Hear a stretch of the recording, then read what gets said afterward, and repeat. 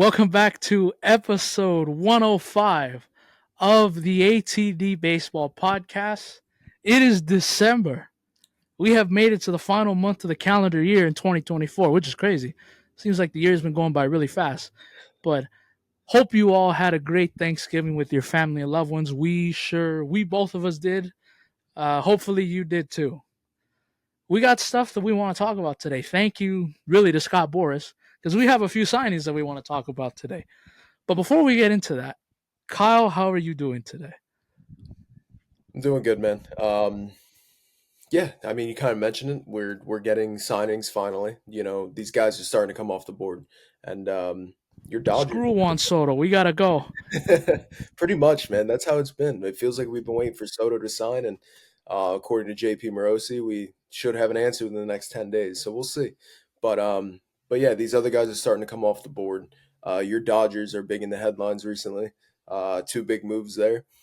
Um, yeah, it's been slow, but it's been good. Obviously, can't wait for these other guys to get off the board so we can talk about it. But other than that, man, I'm doing good. How are you doing? I am doing fantastic. Um, before, and I teased this to you a week ago. I have a very special guest with me today. She made it home. I've had it since Friday. She has made it to the Melo residence, and I'm gonna show it to you right now. Oh boy. Yeah, there. I knew it. Oh yes, welcome home. Say hello to the commissioner's trophy. Yes, sir. Oh, look at this thing. Oh, this is the real deal right here. This is not fake. This is the real deal. It has made it to the Mellow residence, and it is here to stay. Oh, look at this beautiful shiny thing. Yes, Perfect. yes, Looks great. yes. It will look better over here, but we'll let you have your flowers and That looks pretty good right here. So, for whoever wants to take a picture with it, $200. You want to take a picture with this, $200. Yes, that's the newest policy with Tiffany and Co. that we had to sign. yes, yeah. It's Tiffany. Look, it.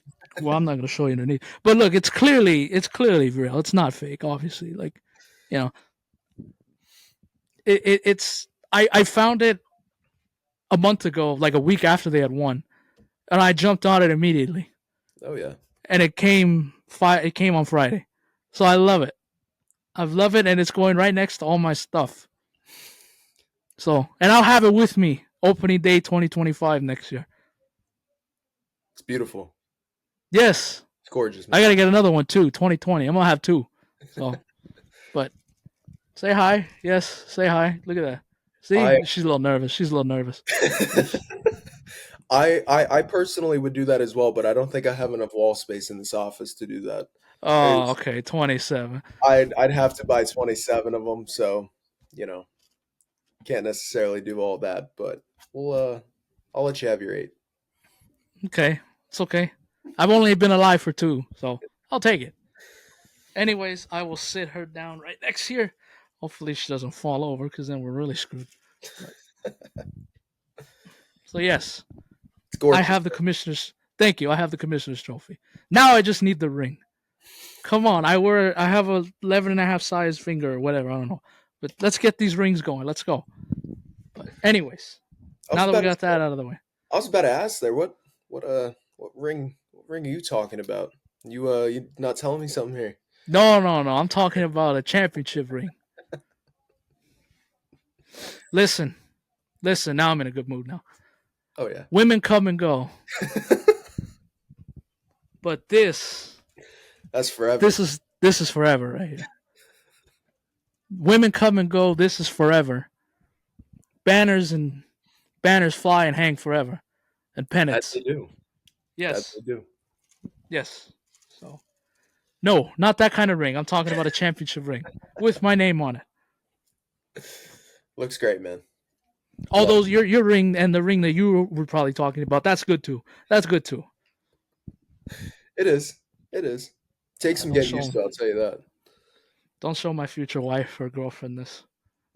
The last like minute, she's like, "Oh, okay, yeah, all right.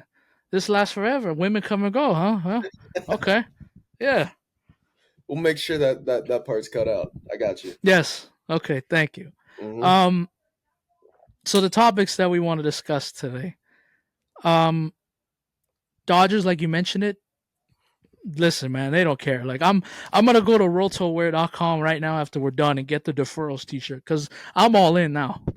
Oh Like, yeah. listen, I know we did that with Otani, and I'm pretty sure we probably did it with Yamamoto too. But we're just deferring everything. We got Blake Snell, and we extended Tommy Edman over the weekend. Matthew Boyd, shout out to him for signing last night at 12:30 in the morning or 3:30 It if was you live on the East 3:30 out Coast. here. Yeah, in the morning. Shout out to you. Um, and who else? I just try to. What was the other signing that we had? Do we have Oh, anybody else? it was Frankie Montas with the Yeah, Mets. Frankie Montas yesterday. Um, yeah, so those are three. Those are a couple signings that we have, and we're going to discuss them right now. Um, we'll just start with the Dodgers, just because I got the trophy right here. Like we got to talk about the defending Oh yeah, champs. Like, we yeah, have to. yes. Um, Dodgers get Blake Snell, 5 years. I believe it's $182 million. Hmm. No opt outs with a bunch of 5 years, 182. No opt outs, and with a bunch of deferred money. I'm gonna talk about what this means for the team. If you, I'm sure Kyle's probably gonna go on the deferrals. This is bullshit and all, uh, but um, I like it. I don't like it. I love it. Listen, I mentioned this in the video that I put out last week immediately after the signing. I've wanted Blake Snell for years, literally, and he's been in my way the last 5 years. He was on that Rays team in 2020. He was kicking our ass in Game 6. Thank you, Kevin Cash, for taking him out early. And then we came back and won. And then the last two times, he's been on my two division rivals, the Padres, and he beat us again in 2022. Not again, he beat us in 2022 with the Padres, and then 2024 with the Giants. And I told you guys this last year when he signed with the Giants in when we were in Florida. I wanted this guy for so long, and I wanted to like him, but I couldn't because he played for the Giants and Padres. I couldn't do that. Now I can fully embrace Blake Snell. He's my early candidate for National League Signing Award in 2025, just because he is having the full normal off season, something that he didn't have last year because of Scott Boras. And he listen, if Scott Boras didn't overplay his hand last year, he'd be in a New York Yankees uniform right now. We wouldn't be having this discussion. He'd be a Yankee. But um, I wasn't in. I'm gonna be honest with you. I wasn't in love with Max Fried. I wasn't. I was like, if we can. There was two starting pitchers on my mind. That were on the free agent market. I'm not talking about Bueller and all that stuff because I want him to. I'm talking about guys that were not on my team that I wanted. I either wanted Corbin Burns for the right price, and I wanted or Blake Snell, one of the two. Wasn't in love with Max Fried. I wasn't in love with the other ones, but um, finally, the next great Dodger left-handed starting pitcher. You've had Koufax, you've had Kershaw, and maybe now it'll be, Blake Snell. I know that's crazy to say right now. Hasn't thrown a pitch for this team yet. And listen, he's not like a forever guy like those guys are, but he has an opportunity to be. Like if you can get with these next 5 years, if you can get 4 good years, a Cy Young in there maybe, and a World Championship, he's gonna be right up there with the Dodger greats in starting pitching.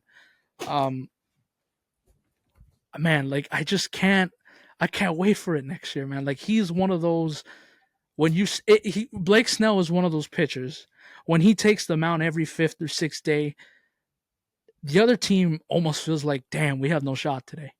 We have no shot today. We better hope that he's throwing out of the strike zone and drawing walks because that's the only way we're going to get on base.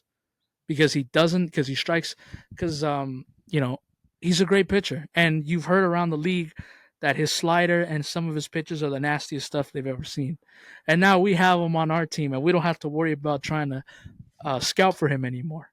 So, um, slam dunk signing for the Dodgers to really kick off the 2024-2020 going into 2025 season. So, I like the Dodger front office being aggressive. Uh, I just want to say also thank you to Jack Flaherty, because with that signing, that probably means that he's not coming back. And I didn't think he was going to come back anyways. I thought, hey, you know what? We traded for Flaherty at the deadline. He was the best starting pitcher available. He helped us out with our needs, and we won a championship. Great. We'll go our separate ways. You get paid. We won a championship, but we get a draft pick for you. Perfect. We move on. So I never thought they were going to re-sign Jack Flaherty anyways. So had to replace him, and they did with probably one of the best pitchers in baseball. So I'm happy. I'm happy. I'm like that spoiled rich kid right now that has their Christmas list. Oh yeah, let's get this. Let's get this. Have you seen that Michael Jackson video where he's like at the place, he's buying all the furniture and stuff? That's literally Dodger fans right now. Oh yeah. I'll take some of this. I'll take some of this. Yeah, we'll kick that. We'll take that too. Don't worry about how much it costs. We'll worry about it later. We'll worry about it another time. Yeah, no, you pretty much hit it right on the head there. I mean, Blake Snell is one of those guys that we've talked about for years now. Ever since he came up through Tampa and then obviously on his way to San Diego, San Francisco, and now Los Angeles. This wasn't only one of the best pitchers on the free agent market, but one of the best pitchers in baseball. And I'm going to tell you what I love more than him going to Los Angeles. I love this contract for Los Angeles. You get a 5-year contract. You're getting 5 years worth of a guy who has won 2 Cy Young awards and is still able to pitch to that type of level. And then on top of it, you're getting him for $182 million.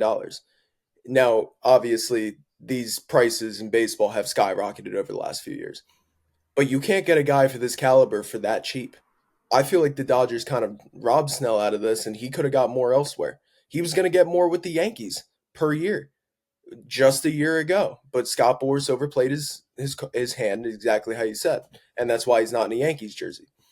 But this is the type of guy who has nasty stuff. His slider is one of the nastiest in baseball. He can strike guys out, and he can get the ground balls when he needs them. And with Los Angeles' defense behind him, and we're going to get to that in a few minutes here with Tommy Edman re-signing. Um, no, this is an amazing deal for both sides. I mean, Blake Snell's getting a decent contract here, and he's probably getting the best chance to win a World Series with Los Angeles. And Los Angeles is getting a Cy Young caliber pitcher for under $200 million. And you can't really get that. And what he's bringing to this rotation is more than just Blake Snell as we know him. He's a veteran guy. He's one of those clubhouse guys who can very easily take one of these young guys coming up through the farm system and kind of take him under their wing. I'm sure he'll be a plus for Yamamoto and all the other guys in the rotation. Yeah, this Dodger rotation looks scary. You add another lefty in there, you can't have too many of those. And it's a guy who can go out there and win you a Cy Young. It's a win-win for both sides. Snell gets his chance at a World Series ring, and the Dodgers get a Cy Young caliber pitcher for quite cheap, depending on obviously what these other guys are going for. So props to the Dodgers and Blake Snell. You got your best chance of winning a ring next year. So it was definitely good for both sides. Yeah, and we'll find out as the weeks go by.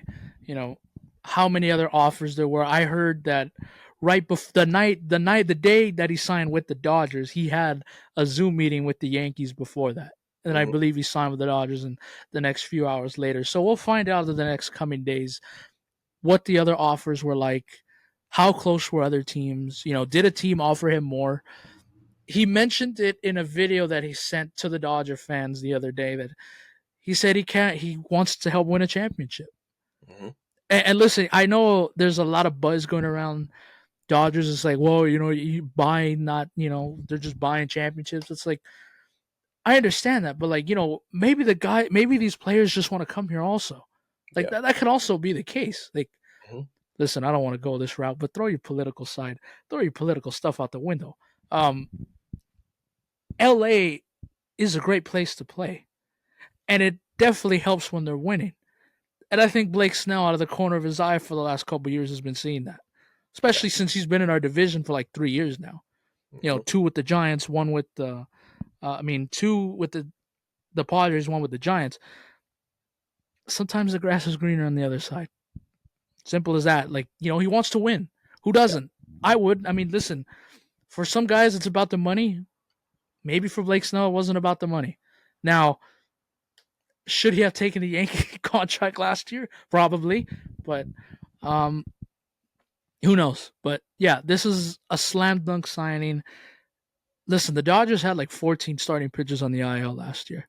I don't think that's going to happen again, but um, you can never have enough pitching, as the Dodgers showed last year. And Blake Snell, I know last year he got hurt, but that was because he didn't have a full off season to be prepared. That was bound to happen. Now he's going to have a full year to he's going to have a full regular off season in his pitching program to be ready to go for 2025, and he's shown that he can be pretty reliable. So obviously he has his injuries, so does everybody else. So what? Yeah. Um, excited now to the guy that I wanted. I was hoping that they would do Tommy Edman. There was rumors maybe a week after the season ended that the Dodgers were interested in possibly re-signing Tommy Edman at some point in the offseason. And I saw it. I'm like, good. The Dodgers are thinking like we are. Tommy Edman was a big, big reason why the Dod not a he was one of the main reasons why the Dodgers won a championship this year. And remember, this was a player that anybody in baseball could have had. Anybody in baseball could have had. And again, I know people are bitching about the deferred money and stuff. It's like, dude, he was on the Cardinals 4 months ago. Anybody could have traded for him. Dodgers said, "Hey, we'll trade for him. We still see value in him, and we think we can turn it around." And remember, he was coming off a year where he hadn't played a whole game this year with the Cardinals because he was dealing with his wrist injury. They found out that, hey, he's going to be coming back soon. Let's trade for him, and it paid off. He was fantastic. He is a utility guy. What the Dodgers value the most. He can play multiple positions. You saw it throughout the postseason. He was playing short. He was playing center. You can put this guy anywhere. The one position that he's mainly known for, he didn't play at all, was second base. He didn't play second base at all. So um, I wonder now with the other moves, will he, maybe Gavin Lux will be in a trade. So does that move Tommy to second? Will he be at short every day? Will he be in center? I don't know. But to me, this was somebody that you had to lock down because he was a big part of your championship run, NLCS MVP, World Series champion. Um, this is a great move. This is great, and I think Dodger fans quickly fell in love with him when he put on that Dodger uniform. So happy to have him back, and I'm happy the Dodgers didn't waste time with him and they were able to lock him down for the next 5 seasons.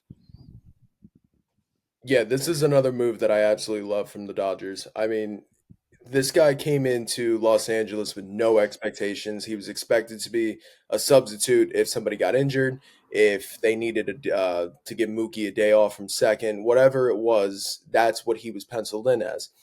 And he ended up being one of the most important pieces in the postseason and eventually helped them win a championship. And locking him down, I think it's huge.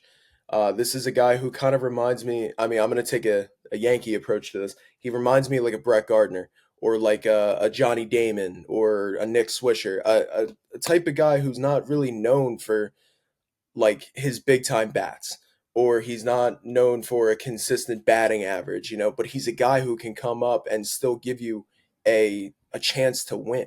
And he's good enough on defense to play anywhere. He's a super utility guy. It gives you the versatility, and he can still do some damage with the bat. That's the type of guy Tommy Edman is. And we've seen it in St. Louis. We saw flashes of greatness from him, and then he necessarily didn't really pan out the way that St. Louis wanted, so they shipped him off. And now he's not expected to be in any type of role with Los Angeles. He's the type of guy who can ride the bench for the most part, but he'll come up huge when you need him. And he's just that type of guy. And with no expectations on him, he can go up to the plate and not have to worry and say to himself, I got to hit a 3-run bomb here because they're counting on me. No, they're counting on you to get on base. And then obviously get it up to the big guys, Freeman, Otani, Betts. You can throw Muncy in there. These guys, these are the type of guys that you want to be at bat when Edman gets on base because that's his job. And with no expectations of being an Otani like player, it allows Edman to like get into that role and really succeed.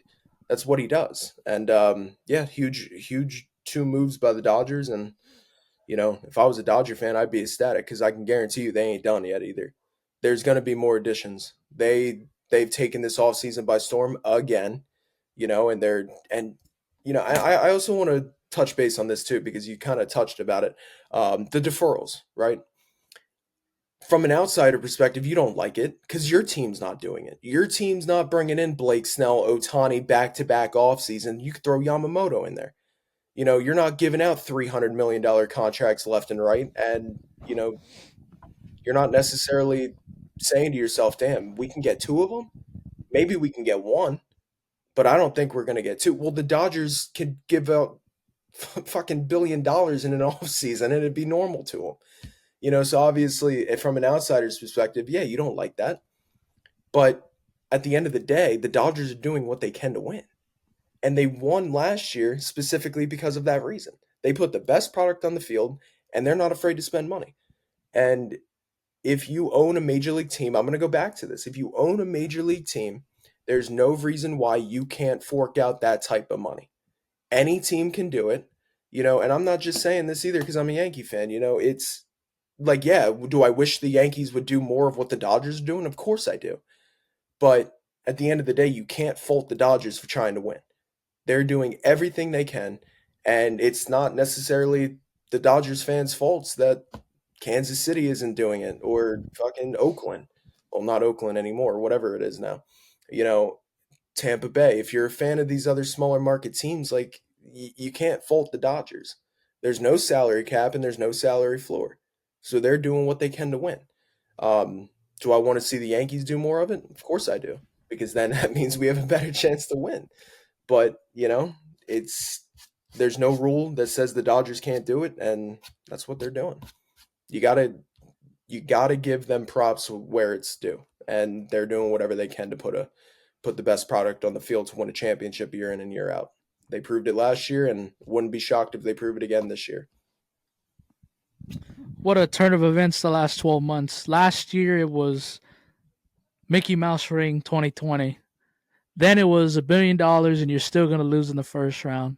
Yep. Now it's you're ruining baseball. Mm-hmm. Pick a lane. Pick a damn lane. Which one is it? You can't have all three. You You can't. can't say $1 billion we're going to choke and then we win it and then say, "Oh, well, that's not valuable at all. You bought that championship." So what?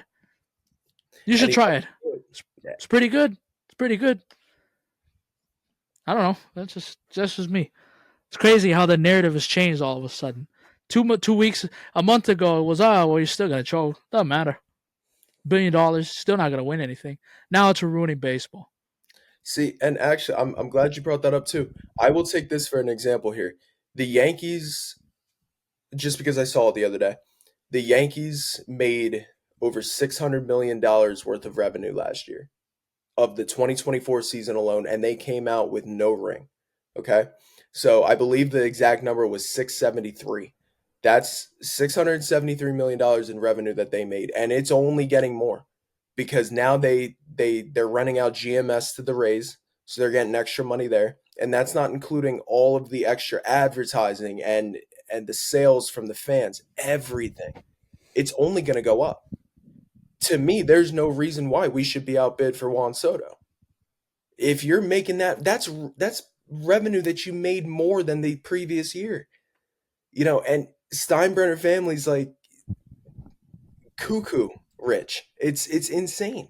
There's no reason why you can be outbid for Soto. So I'm going to take that approach to it. If you're making that much in revenue, why not spend it and put the best product on the field? Because if you win the World Series, guess what? You're going to make more money. It's common sense, and Just ask me. that's what I'm saying. The Dodgers went out, gave $700 million to Shohei Ohtani, and that's not including any of the other big ass contracts that they gave out. And they've already made their money on Ohtani alone. That's not including the other guys. So if the Dodgers can do what they're doing, there's no reason why other teams can't either. And I use the Yankees for an example just because I saw it the other day. I'm not even going to get into the amount of revenue that all these other teams made. And then in the CBA a few years ago, they put in where the teams who made the most revenue have to give some of that to the smaller market teams. Well, guess what? The Dodgers, the Yankees, the Red Sox, the Phillies, the Mets, all these big teams are giving money to the smaller guys. So that's on top of what they're already making on their own revenue. There is no reason why every team can't be doing this, and that's just the way I look at it. You can call me a big market fan if you want, whatever. I don't care, but that's what it comes down to. No reason why the other teams can't do what the Dodgers are doing and what other teams are doing. I love the Guggenheim Group. Oh, I love the Guggenheim Group. Gotta love If if they make a T-shirt with a big ass G on it, I'm gonna buy it. them. Love the Guggenheim Group. I don't blame you. Yes, they have changed my life for the better. Don't blame you one bit. All right, moving on. I think we're done with the Dodgers now. Until next week, till they do something else. Uh, Matt Boyd, he signed late last night, 3:30 in the morning. I posted it, and then I had people in the comment section saying, "Geez, it's 3:30 in the morning, dude. Go to bed, man." Basically, but it's like, hey, I live on the West Coast, so it was just turning over. And on top of that, we also live for this. Right, exactly. This is what we do. Listen, I can only watch the Bills play in the snow for so long. It's like I can only once McCaffrey got hurt again and was out of the game. I'm like, well, I'm done. All right, see ya. This game's a wrap. So, Matt Boyd signed a 2-year, $29 million deal yesterday to come from Cleveland to Chicago, and now they have a pretty. I mean, well, let me put it this way: they have a lot of lefties in their starting rotation. Next year, they are going to send out Shota Imanaga, Justin Steele, Jameson Tyon, Matthew Boyd, and Javier Assad. That's their 5-man rotation. 3 out of the 5 players I just mentioned there are all left-handers. I've heard mix from this signing. I've heard people in the comment section of MLB on Fox saying this is the most 81 and 81 team rotation ever. I've heard some people that it's not bad. I'm kind of in the middle. Kind of in the middle. Like, is it, the big home run Snell, um, you know, Burns, because I Burns because I think I predicted Burns to go to Chicago, but it's not. But remember, there's also that lower tier. There's your Jack Flaherty's, there's your Matthew Boyds. There's a lot of starting pitchers out there. Um, I'm in the middle. I like it, but then I can see why people may not like it. Um, it's only for 2 years. It's only for 2 years, and I'm not sure if there's an opt out in there. There might not be, but I don't believe that. um, yeah, I don't think there's an opt out. So um, I'm in the middle. I can see why people don't like it, and I can see why people like it. For me, though, it's you're not asking him to be the ace of this rotation. You're asking him to be the third or fourth best starter, which I think he can fit that role very good. You have, you know, Imanaga, you have Justin Steele. That's a good 1-2 punch, and those are 2 good pitchers that you can send out there every week. Um, but you have, and then you insert Matthew Boyd and Jameson Tyon. It's not bad. Listen, um, doesn't take a lot to win this division. Doesn't. Listen, the Brewers won it last year, and we all thought they were gonna win like 75 games going into last season. So it makes sense. It makes sense for Chicago. I know fans are probably like, how come we can't get one of these big name free agents? I don't know what to tell you, but I like that the teams are making. I like that the Cubs are doing something, and I don't think they're done. I really don't. Yeah. So initial reaction from the signing, I'm gonna take it from the signing alone here. I love this move. I can't express that enough. I absolutely love Matthew Boyd in Chicago, and I'm gonna tell you why. Number one, the contract, right? 2 year, 29 million. You're not tied down to this guy, and he's also a very easy piece to move at the deadline. Extremely, because I Yep. can guarantee you he is only going to get better from what he did last season. So obviously Matthew Boyd was in Detroit for years and kind of fell off there. We thought his career was going to end, and then Cleveland picked him up last year. He pitched to a 2-2 record with a 2.72 ERA, and he had 46 strikeouts along with it at a 1.13 whip. This this guy completely turned his career around. 100%. And he by no means did he get paid, but you can tell, like, these teams, I can guarantee you he got more than Chicago to call him. And this is a guy who, like, made a name for himself again. And adding him into this rotation, he's a veteran guy. And yeah, it doesn't put Chicago's rotation over the edge to one of the best starting rotations in baseball, but I like what they're doing. You got Imanaga, who just had an amazing rookie season. And if he didn't get hurt, he could have took home the rookie of the year. And then you go to Justin Steele, who has proved to be an ace before. And then Jameson Tyone, he's a good veteran. He's your middle of the road guy. I could see him in Boyd, Yankees legend. Yankees legend, yes. And then you got Javier Assad. And you also forget that the Cubs traded for Hayden Wesneski a few years ago from the Yankees. Now, from what I knew of Hayden Wesneski, he was a big time prospect with us. Now he obviously hasn't, he's been slow to get to the majors and really make his mark up there, but I still think that's a guy who could very easily find his way into this rotation.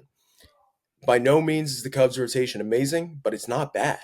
I don't feel uncomfortable with this rotation. I kind of like it. I think it has more upside than it does downside, and I think Matthew Boyd proves that. And this guy in the postseason last year too, he shut down my Yankees twice. You know, he's pitching in the postseason. He's a proven pitcher, and it's 29 million at the end of the day. And for what he did last year, you are getting a steal out of this. So props to the Cubs, man. I love this signing for them. I think it's definitely not, your Blake Snell or Corbin Burns, but he's a very underrated starting pitcher, especially from last year. I always loved this guy in Detroit. I always thought he was solid, and what he did in Cleveland last year proves that he still has some gas left in the tank there, and he's getting a shot with Chicago, and I think it's a good move. I think it's low risk, high reward. I think that's what it comes down to. So props to Chicago, and I'm glad Matthew Boyd gets another shot because he was electric last year. Speaking of guys that low risk, high reward, Mets are doing that thing again like they did last year, where they're gonna sign these starting pitchers to 2 year, 1 year deals and hope that they can somewhat turn it around or hope they have an upside. Frankie Montas, he is going to the Queens, and he will be a New York Met. 2 years, $34 million. 31 through 150 innings last year, and he is just the beginning of this Mets rotation. Remember, they might have the Mets might have a completely new rotation next season because of the guys they brought in, Severino, um, Mania, all these guys. They only brought them in for 1 year deals, if I'm not mistaken.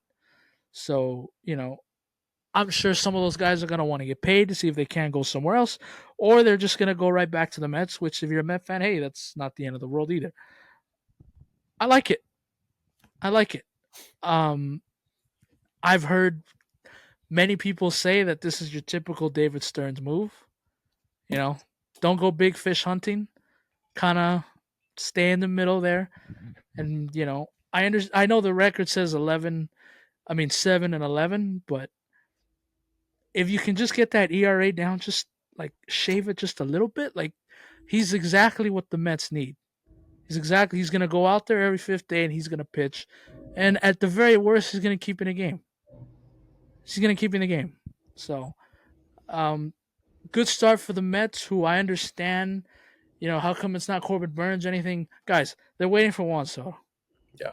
Juan Soto's holding everything up right now. Believe me, don't worry. You don't think guys like Teoscar Hernandez, Corbin Burns, you think they want to be sitting around waiting for this guy? They don't. You think the teams do? No. But that's just the way free agency works every year.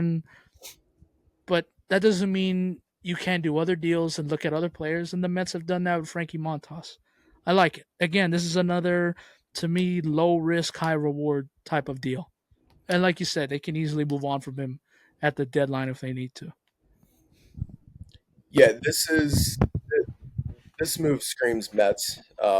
It makes sense why the Mets did it. Am I necessarily a fan of it? Not really. You're paying 17 million for a guy who pitched to a 4.50 ERA last year, and he hasn't been the same since he left Oakland. As weird as that sounds, um, he's been hurt when he got traded to the Yankees. He barely pitched for us, and then he went to, I believe he went to Cincinnati next, and wasn't all that great there. And Milwaukee. and then Milwaukee last year. It wasn't. This is a guy, he has upside. He does because we've seen it. The pitcher he was with the Athletics was great. He was a number 2 at worst in a rotation. This is a guy who could very easily tap back into that. And for the Mets' sake, I hope that he does. I've always liked Frankie Montas. I was a huge fan of the move when the Yankees made it. Um, I'm all for it for the Mets. Do I like the price tag that comes along with it? Not really. But like I just mentioned with Matthew Boyd, these are the type of contracts that are like you have to give out to these I hate saying this, but lower ended type of guys.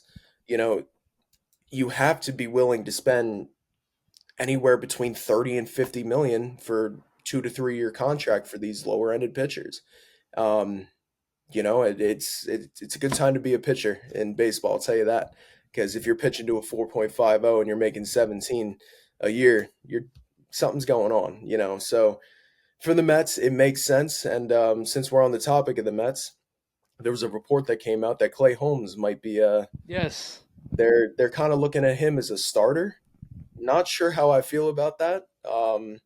He's been basically the Yankees closer for the last 3 4 years now, and for me at least, it seems like he can't get out of one inning, let alone 4 5 or 6. But whatever. But yeah, this obviously shows that the Mets are not done yet, right? And I also want to say this too, that um, these bigger guys, Corbin Burns, they're obviously represented by Scott Boras, but so are these lower ended guys. And you got to remember that, this might be a package deal, man. Scott Boras is trying Yep. to make as much money as he can, right? He does it year in and year out. Well, hey, you want a shot at Burns, you got to sign this guy. You got to give Frankie Montas 34 million if you want a shot at Corbin Burns. That type of thing. We don't know what goes on behind scenes. We really don't. But I would not put it past any of these agents to make it like that. You know, and it's the same with Juan Soto. Well, hey, if you want to give Soto this type of money, are you willing to give Burns that too? You really don't know the conversations that go on behind closed doors. And Scott Boras has a lot bigger say than what people think. I'm sure of it. So you never know. He might be looking out for the rest of his guys. I believe Frankie Montas is also a Boras client. So you got to remember, you never know what goes on behind closed doors. And I feel like the Mets are. I believe the Mets is who I picked for Corbin Burns. So there very well could be a verbal agreement or whatever it is. Like, hey, you want a chance at Burns, then you got to sign Montas too. You never know, but overall, good for Frankie Montas. He gets another shot. He's going into a rotation where I feel like he's going to be dependent. The Mets are going to depend on Frankie Montas at some point this season, um, and the Mets get another veteran starter in there. So we'll see how it goes, but good for both sides, and yeah. Speaking of Scott Boras, he is having the redemption year He with the is. starting pitchers at least. Blake Snell, 5 years, 182. Says Kikuchi, or Yusei Kikuchi, excuse me, 3 years, 63. Frankie Montas, 2 years, 34. Matthew Boyd, 2 years, 29. And Nick Martinez with the Reds, 1 year, 21. That's wild to me. He learned his lesson from last year, He did. which scares me because, Corbin Burns is going to be a $200 million pitcher. At least. I think that's the Yeah. starting price. I wouldn't be Um, shocked if that contract goes up to near what Garrett Cole got with the Yankees. which is why I was nervous with Burns. Like Yeah. I won't believe me, I wanted Corbin Burns as a Dodger, but uh, maybe not for 7 years, 300 and something $1 million. But Blake um, Snell under 200. I think I'll you take got it. pretty good. You got a pretty good replacement there. Yeah. One more thing before we get out of here, real quick. What Soto update? Listen, I think the water is starting to turn from blue to red, and Oh, I think you know the red I'm talking about too. um, Um, I got to be honest with you. I'm buying into these rumors. I can see Red Sox giving Soto a massive deal here. Listen, you could can I okay, can I tell you the pitch for the Red Sox? okay. We are hungry and we've been dying since we made the stupid mistake of trading for Mookie Betts. This whole fan base in Boston is about to turn on us. Really, John Henry in particular, because he's being cheap now and he's focusing more on his little soccer team over there in the Premier League. Um, you can be the next great Dominican player with the Red Sox. David Ortiz, Pedro Martinez, Juan Soto. We're hungry for a star. We have a team that is pretty. I mean, listen, I still think the Red Sox need to make some more improvements, but they have a young team that is hungry and they're waiting for their leader. And I think that could be Juan Soto. And I can see him buying into the whole Fenway thing, hitting balls. Over, dude, his bread and butter is hitting balls left center. Dude, hitting that ball over the monster, or freaking pulling one down the pesky pole. I could see it. I could really see him in a Red Sox uniform next year. I still think he'll be a Met, but don't be surprised if the Red Sox, man, they might just say screw it, name your price. Yeah. I've definitely seen the reports when it comes to Soto in Boston. Obviously, I don't want that. Number one, Obviously, that's a Yankee going to Boston in division. I not something I want to see. 26 years old. Yeah, and that's a contract that I'm going to be seeing Soto for quite some time. Um, no, obviously, I do think Boston's got a chance. They are a bigger market team, and they're an historic franchise. They are.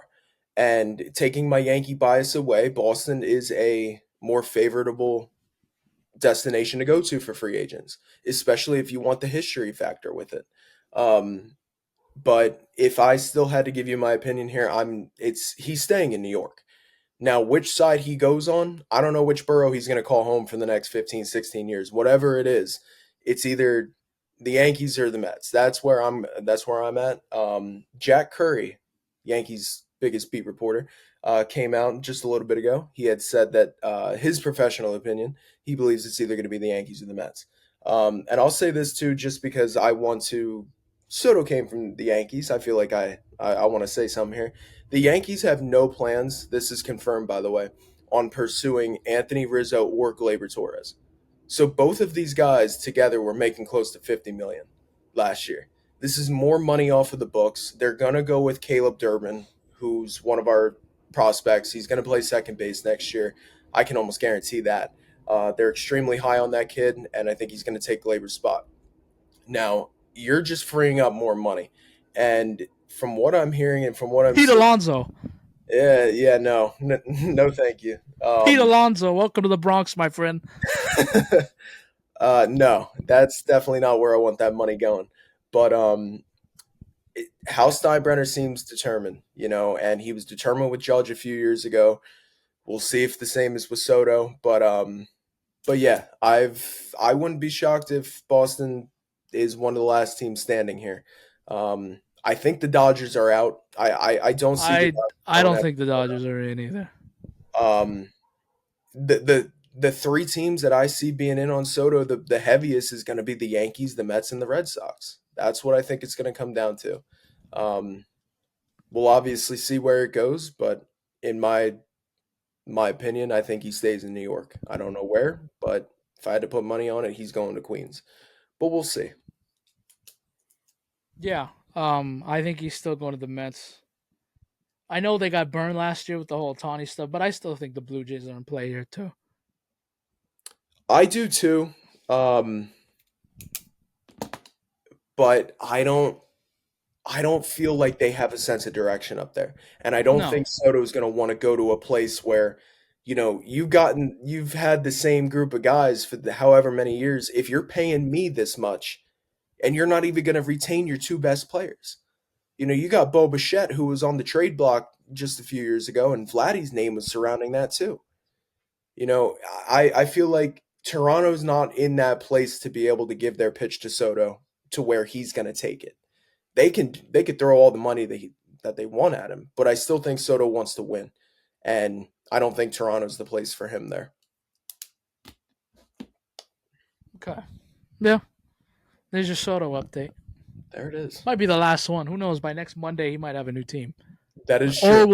or we'll be going into Monday next week with like, dude, he's gonna sign any moment now. Like, just a matter of when.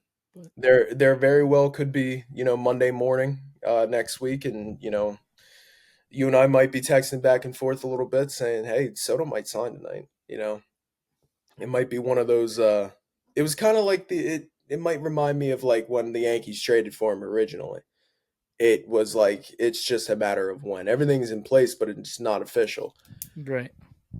So we'll see. But we're heading into winter meetings, and this is the time to be a baseball fan in the off season. This is where all the fun starts because once Soto goes off the board, then it's going to be Burns. Then it's going Yep. to be Adames. Then it's going to be Hernandez. And all these guys are just going to fill in and they're going to find their teams. So in the next coming weeks, it's going to be extremely exciting.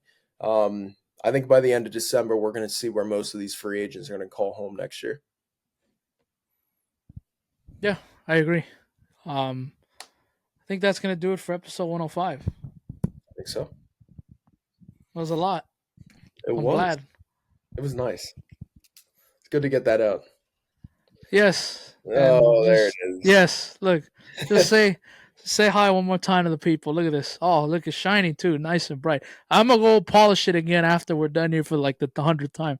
After we're done, but yeah, just this was a lot of stuff this episode. Um, I'm glad we got to cover it all. And I'm glad you guys got to say hello to my new friend. He's gonna be staying at my house for quite some time. So Hey, maybe one day he'll make his way to the Around the Diamond office. We don't know yet. you never know. Hey, I'll bring him. Can't touch him, but I'll bring him. I don't blame you. You got to get some. Pose for pictures. Pose for pictures. We got our thumbnail. There it is. Perfect. There you go. Perfect. All right, that's gonna do it for episode 105. Um, we'll see you next week. Winter meetings will be underway, and who knows? Hopefully, Soto will be signed, and we can start talking about these other free agents a little bit more. But Yes. Hopefully. until then, we'll see you. Adios. Later.